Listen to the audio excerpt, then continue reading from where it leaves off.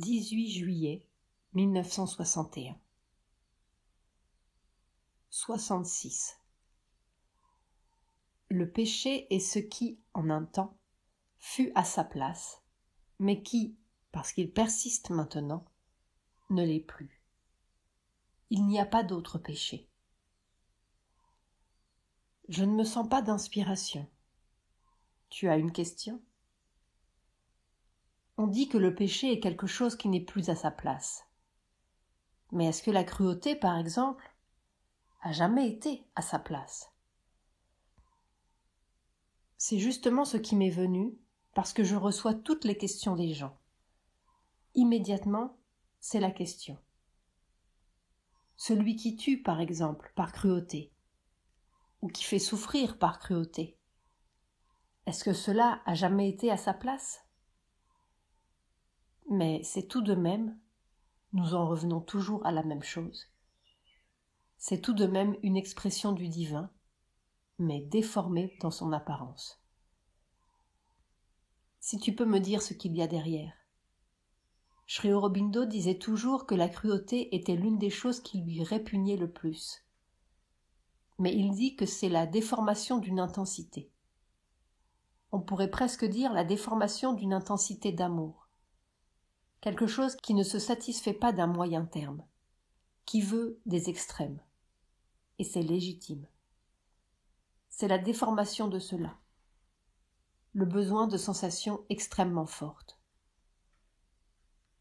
J'ai toujours su que la cruauté, comme le sadisme, est le besoin de sensations extrêmement violentes, pour traverser une couche épaisse de tamas, le principe d'inertie et d'obscurité, qui ne sent rien.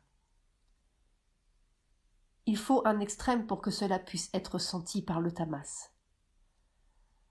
Par exemple, on m'a toujours dit, c'était l'une des choses qui m'a été très fortement dite au Japon, que les gens d'Extrême-Orient sont très tamasiques, physiquement. Spécialement les Chinois ont la réputation d'être une race descendue de la Lune, c'est-à-dire qu'ils seraient le restant des occupants de la Lune, avant qu'elle ne se soit refroidie, et ils auraient échoué sur la Terre. C'est pour cela qu'ils ont la figure ronde et des yeux comme cela. Enfin, riant. Ce sont des on-dit. Et ils sont extrêmement tamasiques. Ils ont la sensation presque nulle. Il leur faut des choses effroyables pour qu'ils sentent. Alors, naturellement, ils emploient cela pour tout le monde, puisqu'ils l'emploient pour eux-mêmes. Et c'est cela qui les rend d'une cruauté inimaginable. Pas tous, mais enfin, c'est une réputation. Tu as lu le livre de Mirbeau, je crois. J'ai lu cela il y a 60 ans. Quelque chose sur les supplices chinois. Oui, c'est célèbre. C'est très connu. Mais ce sont de grands artistes aussi. Oui, j'ai lu ce livre. Il était très bien écrit. Mais à ce moment-là, j'avais compris ce que c'est. Et alors, j'ai eu la confirmation quand je suis allée au Japon. Il y a beaucoup de Japonais qui, eux aussi, ont la sensation émoussée. Émoussée dans le sens qu'il leur faut des choses extrêmement violentes pour qu'ils les sentent. C'est peut-être dans cette direction-là que l'on trouverait l'explication. Mais à l'origine, il y a toujours le problème qui n'a jamais été résolu. Pourquoi est-ce devenu comme cela ? Pourquoi cette déformation ? Pourquoi tout cela a-t-il été déformé ? Il y a des choses très belles derrière, très intenses, infiniment plus puissantes que ce que nous pouvons même supporter, nous, et qui sont merveilleuses. Mais pourquoi tout cela, ici, est-il devenu si affreux ? Et alors c'est cela. Je t'ai dit que je n'avais pas d'inspiration parce que c'est cela qui se présente immédiatement. C'est... La notion de péché est quelque chose que je ne comprends pas, que je n'ai jamais comprise. Le péché originel m'a paru l'une des idées les plus monstrueuses que les hommes aient jamais pu avoir. Le péché et moi, ça ne va pas ensemble.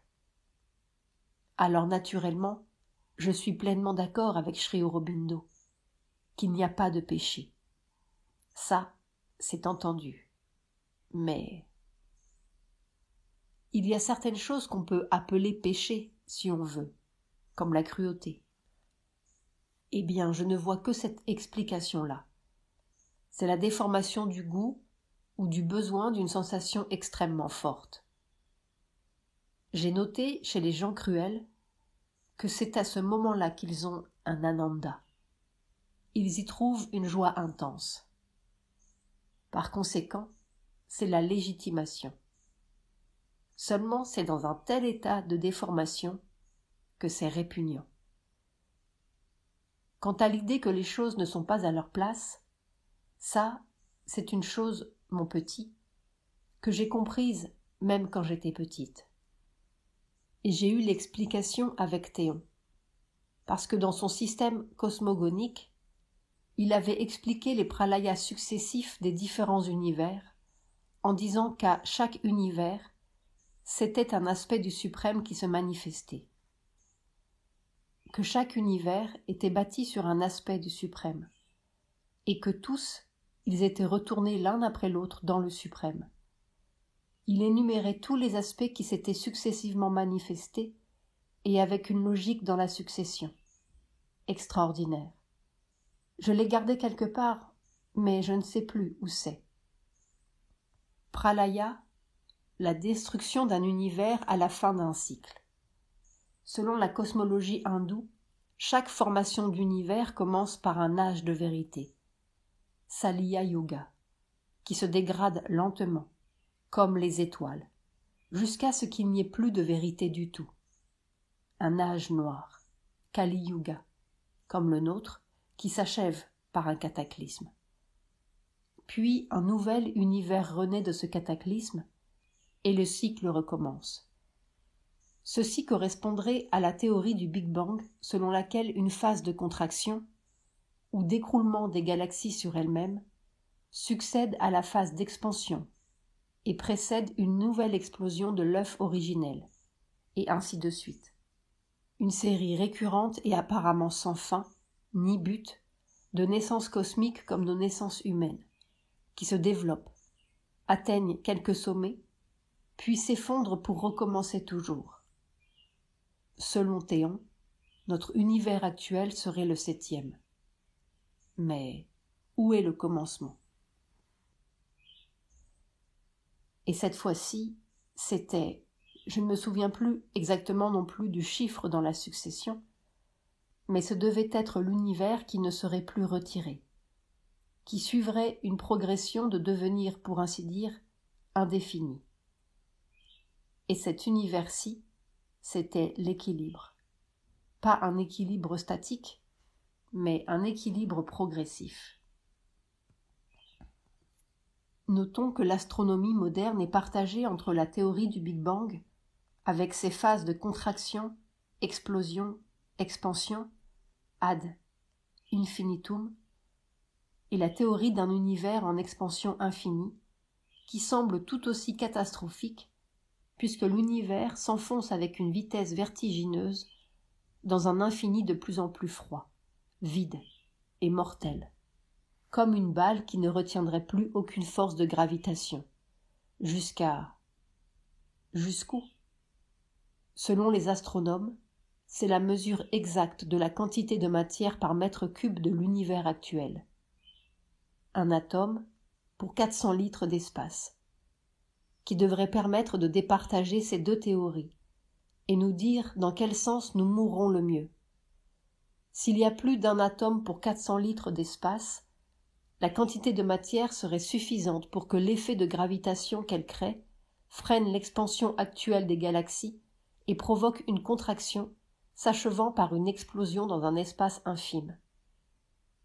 S'il y a moins de 1 atome par 400 litres d'espace, la quantité de matière serait insuffisante, et donc l'effet de gravitation insuffisant pour retenir les galaxies dans leur invisible filet et tout filerait à perpétuité, à moins que nous ne découvrions avec Mère une troisième position, celle de l'équilibre progressif, où la quantité de matière dans l'univers s'avérerait être en fait une quantité de conscience dont la contraction ou l'expansion se réglerait par des lois de la conscience?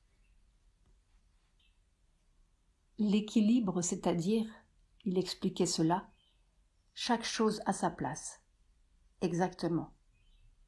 Chaque vibration, chaque mouvement à sa place, chaque. Et alors, plus on descend, chaque forme, chaque activité, chaque élément exactement à sa place par rapport au tout. Cela m'a beaucoup intéressé parce que Sri Aurobindo a dit la même chose, qu'il n'y a rien qui soit mauvais. Simplement, les choses ne sont pas à leur place. Leur place, pas seulement dans l'espace, mais dans le temps. Leur place universelle. Leur place dans l'univers, à commencer par les mondes, les étoiles, etc. Et chaque chose exactement à sa place. Et alors, quand chaque chose sera exactement à sa place, depuis la plus formidable jusqu'à la plus microscopique, le tout exprimera le suprême progressivement, sans avoir besoin d'être retiré pour être émané à nouveau. Et c'est là-dessus aussi que Sri Aurobindo basait le fait que c'est dans cette création-ci, cet univers-ci, que cette espèce de perfection d'un monde divin pourra être manifestée. Ce que Sri Aurobindo appelle le supramental. L'équilibre est la loi essentielle de cette création, et c'est cela qui permet qu'une perfection puisse se réaliser dans la manifestation. Dans cet ordre d'idées, des choses à leur place, une autre question m'était venue. Avec la descente du supramental, quelles sont justement les toutes premières choses que la force supramentale va vouloir déloger, ou qu'elle essaye de déloger? Les premières qu'elle délogera? Oui, individuellement et cosmiquement, pour que tout soit à sa place. Est-ce qu'elle délogera quelque chose? Si nous acceptons l'idée de Sri Aurobindo, elle mettra chaque chose à sa place. C'est tout. Il y a une chose qui, nécessairement, devra cesser. C'est la déformation, c'est-à-dire le voile de mensonge sur la vérité. Parce que c'est cela qui est responsable de tout ce que nous voyons, tout ce qui existe ici.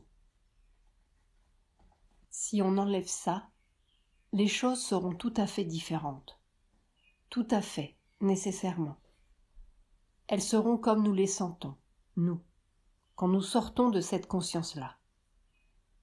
Quand on sort de cette conscience, qu'on entre dans la conscience de vérité, c'est au point que l'on est étonné qu'il puisse y avoir quelque chose comme la souffrance, et la misère, et la mort, et tout cela. Il y a une sorte d'étonnement, en ce sens que on ne comprend pas comment ça peut se produire, quand on a vraiment basculé de l'autre côté. Mais alors, cet état de conscience est d'habitude associé à l'expérience de l'irréalité du monde tel que nous le connaissons. Tandis que Sri Aurobindo dit que cette perception de l'irréalité du monde n'a pas besoin d'exister pour la conscience supramentale. C'est seulement l'irréalité du mensonge, pas l'irréalité du monde. Et ça, c'est très intéressant. C'est-à-dire que le monde a une réalité en soi, indépendante du mensonge. Je suppose que c'est cela qui sera le premier effet du supramental. Premier effet peut-être même dans l'individu, parce que ça commencera d'abord par l'individu. Cet état de conscience, quand le voile de mensonge est parti, la conscience supramentale, il est probable qu'il doit devenir un état constant. Mais alors un problème se pose. Comment est-ce qu'on peut rester en contact avec le monde tel qu'il est dans sa déformation? Parce que je me suis aperçu d'une chose. quand cet état est très fort en moi, très fort, tellement fort qu'il peut résister à tout ce qui vient le bombarder du dehors, si je dis quelque chose, les gens ne comprennent rien, rien. Par conséquent, cela doit supprimer un contact utile.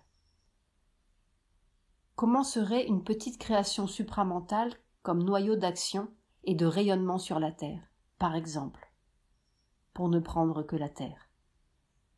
Est-ce que c'est possible? On conçoit très bien un noyau de création surhumaine, des surhommes, c'est-à-dire des hommes qui ont été hommes et qui, par l'évolution et la transformation, au vrai sens du mot, sont arrivés à manifester les forces supramentales. Mais leur origine est humaine. Alors tant que leur origine est humaine, forcément, il y a un contact. Mais si tout est transformé, même si les organes sont transformés en centres de force, il y a tout de même quelque chose d'humain qui reste, comme une coloration. Ce sont ces êtres-là qui, selon la tradition, découvriront le secret de la création supramentale directe, sans passer par le processus de la nature ordinaire. Et alors, c'est à travers eux que prendraient naissance les vrais êtres du supramental, qui, eux, nécessairement, doivent vivre dans un monde supramental. Mais alors, comment se ferait le contact entre ces êtres et le monde ordinaire? Comment concevoir une transformation suffisante de la nature pour que cette création supramentale puisse se produire sur la Terre? Je ne sais pas. Naturellement, on sait que pour qu'une chose pareille se fasse, cela demande un temps assez considérable. Et il y aura probablement des étapes, des degrés, des facultés qui apparaîtront, et que pour le moment, nous ne connaissons pas, ou nous ne concevons pas, et qui changeront les conditions de la Terre. Ça, c'est voir quelques milliers d'années en avant. Reste le problème. Est-il possible de se servir de cette notion d'espace? Je veux dire l'espace sur le globe terrestre. Interrogé plus tard sur le sens de cette phrase, Mère s'est mise à rire. Je l'ai dit de l'autre côté. C'est du côté où la notion d'espace n'est plus si concrète. Est-ce possible qu'il y ait un endroit dans lequel puisse être créé l'embryon ou le germe du monde futur supramental? Moi, ce que j'avais vu, le plan était venu dans tous ses détails. Mais c'est un plan qui, dans son esprit et sa conscience, n'est pas du tout conforme à ce qui est possible terrestrement maintenant. Mais dans sa manifestation la plus matérielle, il était basé sur les conditions terrestres existantes. C'est cette idée d'une ville idéale qui serait le noyau d'un petit pays idéal et qui n'aurait de contact que purement superficiel et extrêmement limité dans ses effets avec le vieux monde. Il faudrait donc déjà, mais ça c'est possible, concevoir un pouvoir suffisant pour, à la fois, qu'il soit une protection contre l'agression ou la mauvaise volonté, ce ne serait pas la protection la plus difficile à avoir, et une protection contre l'infiltration, le mélange. Mais cela, on peut à la rigueur le concevoir. Au point de vue social, au point de vue organisation, au point de vue vie intérieure, ce ne sont pas des problèmes difficiles. Le problème, c'est la relation avec ce qui n'est pas supramentalisé, pour empêcher l'infiltration, le mélange, c'est-à-dire pour empêcher que ce noyau retombe dans une création inférieure. C'est une période de transition. Silence. Tous ceux qui ont pensé au problème ont toujours imaginé quelque chose qui était inconnu du reste de l'humanité, dans un endroit comme une gorge de l'Himalaya, un lieu inconnu du reste de l'humanité.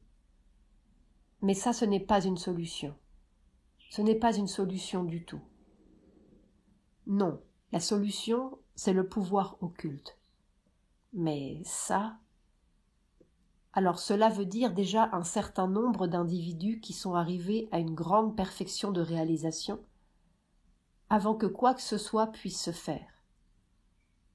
Mais on conçoit que si cela peut se faire, on peut avoir, délimité par le monde extérieur, il n'y a pas de contact, n'est-ce pas? Un endroit où tout soit exactement à sa place, comme un exemple. Chaque chose est exactement à sa place. Chaque personne exactement à sa place. Chaque mouvement exactement à sa place. Et à sa place dans un mouvement ascendant, progressif, sans rechute. C'est-à-dire tout le contraire de ce qui se passe dans la vie ordinaire. Alors, naturellement, cela veut dire aussi une sorte de perfection. Cela veut dire aussi une sorte d'unité. Cela veut dire que les différents aspects du suprême peuvent être manifestés. Et nécessairement une beauté exceptionnelle, une harmonie totale, et un pouvoir suffisant pour tenir en état d'obéissance les forces de la nature. Par exemple, même si cet endroit est entouré de forces de destruction, ces forces de destruction n'ont pas le pouvoir d'agir. La protection est suffisante. Tout cela demande une extrême perfection chez les individus qui seraient les organisateurs d'une chose pareille. Long silence.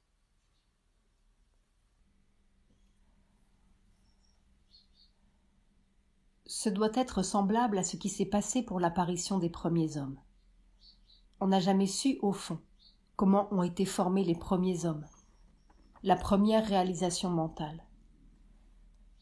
Est-ce que l'on sait si c'était des individus isolés ou si c'était des groupes?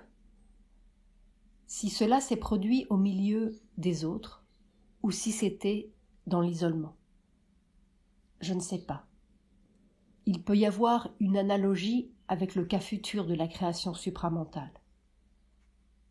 Il n'est pas difficile de concevoir, dans la solitude de l'Himalaya ou dans la solitude de la forêt vierge, un individu qui commence à créer son petit monde supramental autour de lui.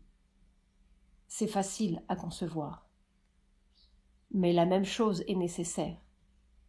Il faudrait qu'il soit arrivé à une perfection telle que son pouvoir agisse automatiquement pour empêcher l'intrusion du dehors. Parce qu'il serait automatiquement en butte aux attaques de l'extérieur? Il faudrait qu'automatiquement il soit protégé, c'est-à-dire que tout élément étranger ou contraire soit empêché d'approcher. N'est-ce pas, on raconte des histoires comme cela, de gens qui vivaient dans une solitude idéale. Mais ça, ce n'est pas impossible à concevoir, du tout. Quand on est en rapport avec ce pouvoir, au moment où il est en vous, on voit bien que c'est un jeu d'enfant. Au point même d'avoir la possibilité de changer certaines choses, d'exercer une contagion sur les vibrations environnantes et les formations environnantes, qui automatiquement commencent à se supramentaliser. Tout cela est possible, mais c'est à l'échelle de l'individu. Tandis que, prenons l'exemple de ce qui se passe ici. L'individu qui reste au centre même de tout ce chaos, c'est là la difficulté. Est-ce que, de ce fait même, ce n'est pas une impossibilité d'arriver à une sorte de perfection dans la réalisation? Mais l'autre aussi, l'isolé dans la forêt, c'est toujours la même chose. C'est l'exemple qui ne prouve pas du tout que le reste va pouvoir suivre. Tandis que ce qui se passe ici, ce serait déjà une action beaucoup plus rayonnante. Ça doit se produire à un moment donné. Ça doit se produire. Mais le problème reste. Est-ce que cela peut se produire en même temps ou avant que l'autre chose soit réalisée? L'individu, l'unique individu supramentalisé? Silence. il est évident que la réalisation, dans ces conditions de communauté ou de groupe, est beaucoup plus complète, intégrale, totale, et probablement parfaite qu'aucune réalisation individuelle, qui est toujours nécessairement, sur le plan extérieur, matériel, absolument limité, parce que c'est seulement un mode d'être, un mode de manifestation, un ensemble microscopique de vibrations qui est touché. Mais au point de vue de la facilité du travail, je crois qu'il n'y a pas de comparaison. Silence. Et alors reste le problème. Tous les gens comme Bouddha et les autres, ils ont d'abord réalisé, puis ils sont rentrés en contact avec le monde. Alors c'est très simple. Mais pour ce que j'envisage, est-ce que de rester dans le monde n'est pas une condition indispensable pour que la réalisation puisse être totale ? Ça. Mère reste longtemps absorbée à regarder devant elle. Je suis tout le temps en train de voir des images. Pas des images, des choses vivantes comme des réponses aux questions. Il y avait un pan magnifique qui se formait. Le pan est le symbole de la victoire ici. Et alors sa queue s'ouvrait comme cela. Et sur sa queue apparaissait une construction, comme cette construction d'un endroit idéal. C'est dommage que l'on ne puisse pas photographier ce monde-là. On devrait avoir des plaques suffisamment sensibles. On a essayé. Ce serait très intéressant pour que ça bouge comme un cinéma. Ce ne sont pas des choses plaquées, ça bouge. Bon. Alors, qu'est-ce que tu voulais demander ? Je crois que tu as répondu. Non, je ne me souviens plus. Je suis partie en promenade. Je t'avais demandé, ta force ou la force supramentale, quel est le premier travail qu'elle fait, maintenant ? Ah oui. Elle met les choses en place ? Ça, je le sais par expérience. C'est au point que plus la force se concentre, plus les choses arrivent juste au moment où elles doivent arriver. Les gens viennent juste et font juste ce qu'ils doivent faire. Les objets autour de moi s'arrangent comme si, tout naturellement, à leur place. Et ça va jusqu'au moindre petit détail. Et ça apporte en même temps une espèce de sens d'harmonie, de rythmie, une joie très souriante dans l'organisation. Comme si tout participait joyeusement à ce remodelage. Par exemple, on veut dire quelque chose à quelqu'un. Cette personne vient. On a besoin de telle autre personne pour un travail. Elle arrive. On voulait organiser quelque chose. Tous les éléments nécessaires à l'organisation se trouvent là. Tout cela avec une espèce d'harmonie qui est miraculeuse, mais qui n'a rien de miraculeux. Vraiment, dans son essence, c'est tout simplement la force intérieure qui rencontre un minimum d'obstacles. Alors les choses se moulent sur son action. Cela m'arrive très, très, très souvent. Et ça reste quelquefois pendant des heures. Mais c'est assez délicat. C'est comme un rouage très très délicat, comme une machinerie. La moindre petite chose détraque tout. Par exemple, une mauvaise réaction dans quelqu'un, ou une mauvaise pensée, ou une vibration d'agitation, ou une anxiété, n'importe quoi. Et toute l'harmonie se dissout. Pour moi, cela se traduit tout de suite par un malaise dans mon corps, et un malaise d'une nature très particulière. Alors là, c'est le désordre. On recommence la chose ordinaire. Alors il faut de nouveau que je rassemble, pour ainsi dire, la présence du Seigneur. et que je recommence à la pousser partout. Quelquefois ça se fait vite, quelquefois ça prend longtemps. Quand il y a un événement de désorganisation un peu plus radical, cela prend un peu plus longtemps. Cet œil, par exemple, l'hémorragie, c'est le résultat d'un désordre comme cela, d'une force très obscure que quelqu'un a laissé entrer. Pas volontairement, ni sciemment, par faiblesse et par ignorance, naturellement mélangé toujours au désir, à l'ego, à tout ça. Sans désir et sans ego, ces choses-là n'auraient pas d'accès. Mais ça, n'est-ce pas, c'est très général. Mais enfin, c'est notoirement cela, la cause. J'ai senti tout de suite. Quelquefois ça vient, ça fait comme cela.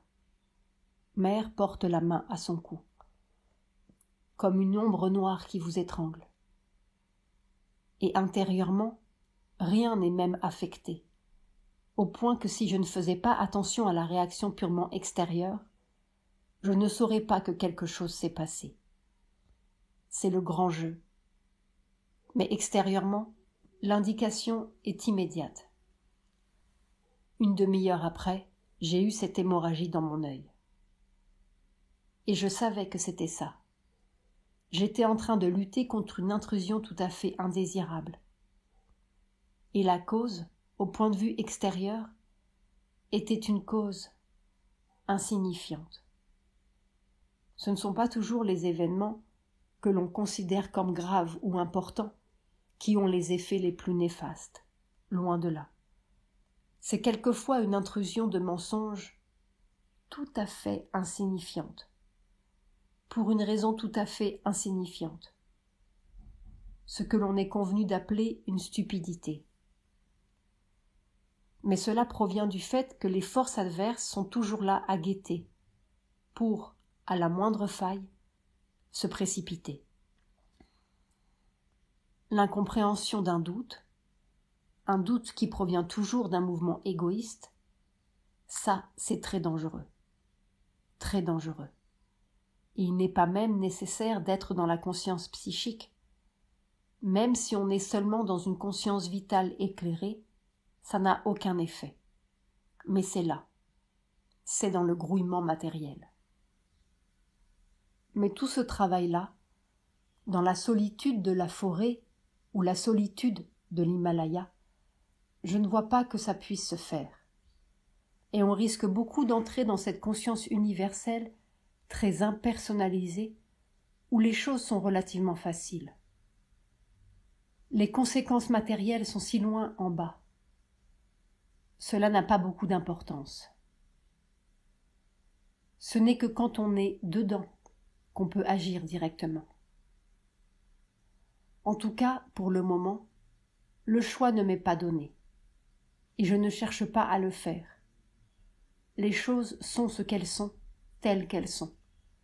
Et telles qu'elles sont, il faut faire le travail. Et la façon de faire le travail dépend de ce qu'elles sont. Mais c'est si joli, n'est-ce pas, quand cette harmonie vient. Tu sais, on bricole, on arrange des papiers, on met de l'ordre quelque part dans une boîte, et tout cela chante.